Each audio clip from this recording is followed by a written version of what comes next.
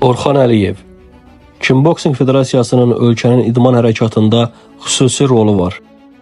Bir gündə 1000-ə yaxın kimboksçunun iştirakı ilə turnirlərin keçirilməsi faktı Azərbaycan Kimboksing Federasiyasının kütləviliyindən xəbər verir.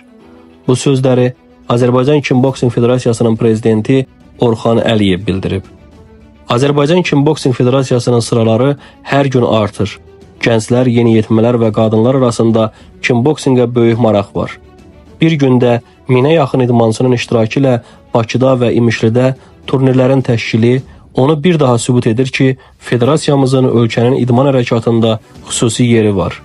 Bu danılmaz faktdır. Ölkədə idmanın kütləviləşdirilməsi həm də gənclərimizin sağlam ruhda yetişməsinə böyük təsir göstərəcək. Orxan Əliyev hədəflərinin böyük olduğunu qeyd etdi. İdmançılarımızın nüfuzlu beynəlxalq yarışlarda iştirakı bizim əsas hədəflərimizdən biridir. Onlar həm bayrağımızı ucaldırlar, həm ölkəmizi təbliğ edirlər, həm də böyük təcrübə qazanırlar. Azərbaycan Kimboksing Federasiyasının istər daxildə, istərsə də xaricdə gücləndirilməsi istiqamətində fəaliyyətlərimizi artıracağıq.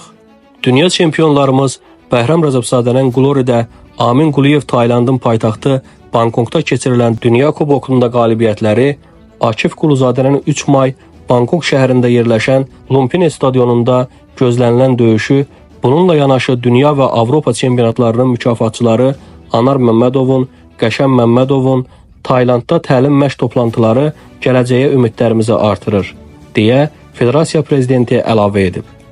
Qeyd edək ki, bu günlərdə Sərhədçi Olimpiya İdman Mərkəzində Azərbaycan Kimboksing Federasiyasının və Bakı Şəhər Gənclər və İdman Baş İdarəsinin dəstəyi xüsusi təyinatlı idman klubunun rəhbəri Muxtar Allahyarovun təşkilatçılığı ilə Ulu Öndər Heydər Əliyevin 102 illiyinə həsr olunan izdihamlı turnir keçirilib.